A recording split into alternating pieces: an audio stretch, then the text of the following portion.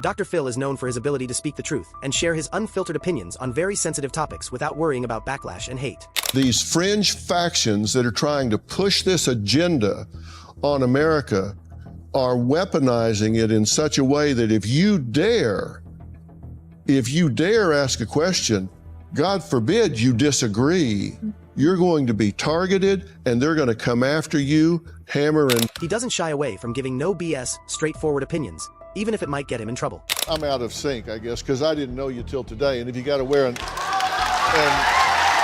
As you'll see later in this video, Dr. Phil has openly criticized the welfare system, claiming it encourages a culture of dependence. He also discusses issues like equal pay and how woke culture affects views on work and responsibility. We're paying people not to work. Dr. Phil often feels confused and annoyed by the way some woke people think and behave. To show how strongly he feels, you'll see later in this video how he takes on woke individuals, even challenging a woke DEI activist. You can't create equality of outcome. What gives a DEI program the right to come in and try and alter the nature of things to create equality of outcome? That's been tried. That didn't. In a recent interview with TBN, Dr. Phil touched on cancel culture and free speech, hinting at how things have changed when it comes to speaking your mind today. What are your thoughts on Dr. Phil's take on cancel culture and the impact of woke culture? Do you think it's helping or harming open conversations today? People are 3 times less likely to stand up and speak their mind today than they were in 1950. Wow. 3 times as much because of all of this cancel culture and we'll come after you and all of that if you disagree with those that have the biggest mouth, the biggest megaphone. Dr. Phil is spitting facts right now. People are way more scared to speak their mind today because of cancel culture. And it's crazy to think how different things were just a few decades ago. Now, if you don't agree with the loudest voices, you risk getting shut down. It really makes you wonder if we're still having real conversations or just avoiding saying the wrong thing. And somebody's got to stand up and push back, and that somebody's going to be me. And I don't think that I can turn this tide by myself, but I hope I can inspire a whole lot of people to join me in this. Dr. Phil isn't holding back. He's ready to push back against cancel culture and knows he can't do it alone. While he admits he might not change things by himself, he's hoping to inspire others to stand up with him. This is a W move and truly a step in the right direction for free speech. In the next clip, Dr. Phil takes down a woke guy who doesn't talk to his family because they don't have enough followers and calls them irrelevant. The guy is left speechless, and the crowd goes wild with applause. I mean, I don't talk to my family. Why not? They're irrelevant. They're irrelevant? None of them have followers. If they got followers or got rich, I'd probably talk to them again. Now, hang on a minute. Did you just say I don't talk to my family because they don't have followers? If they had followers, they'd be here right now. You talking about your mother? I mean, my mom has more followers than my sister. It's your mother. What difference does she make? What do you care if she has followers or not? It's your mother. What? Can anyone tell me like what I would talk to my mom about if she's not going to be making me relevant?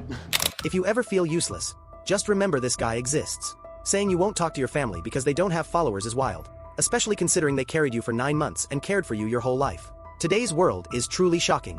Next, Dr. Phil is about to drop a truth bomb that'll leave both him and the crowd in shock. A seriously satisfying moment. Now I have a career and I'm famous. Like, that's what happens when you get famous, you cut people off.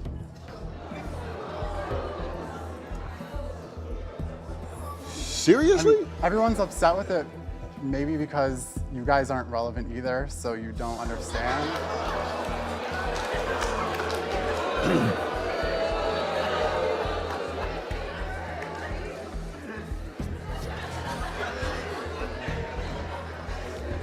Scum bunnies! You're just scum bunnies.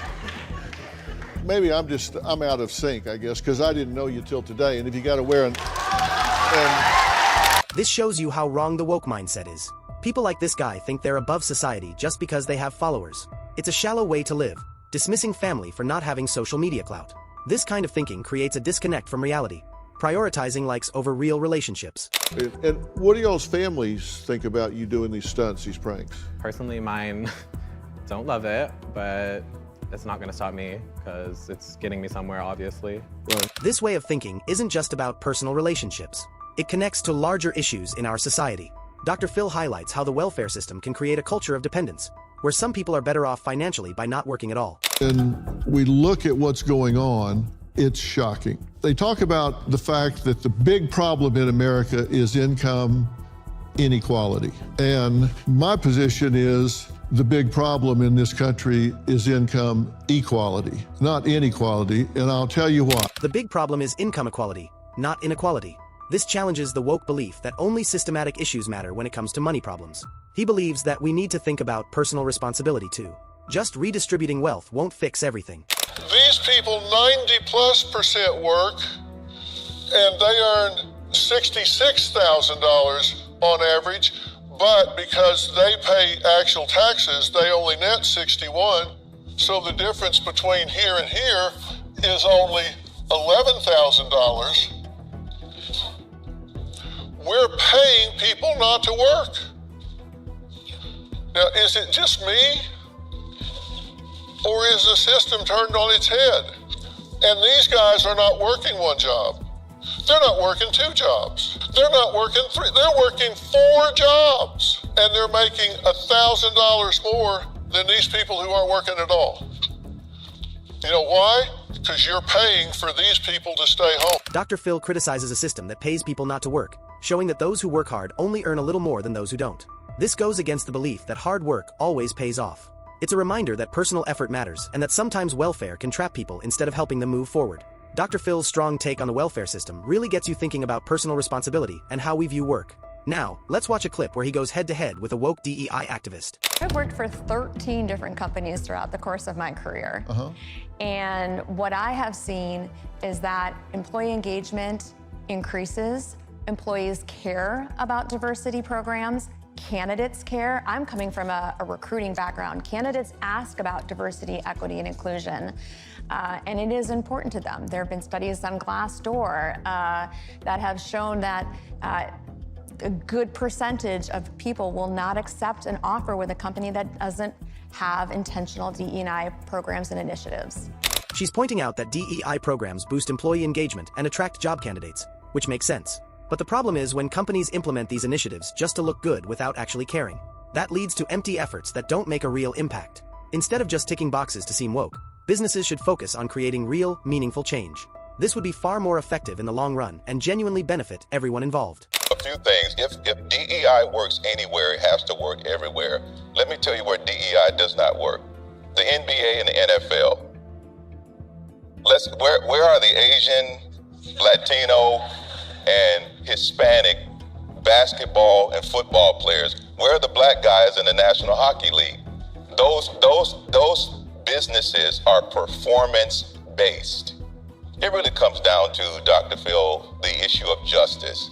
And if you really want to go deep to the heart of this, and when I say that DEI treats the symptom but not the sickness, America is in a new civil war right now.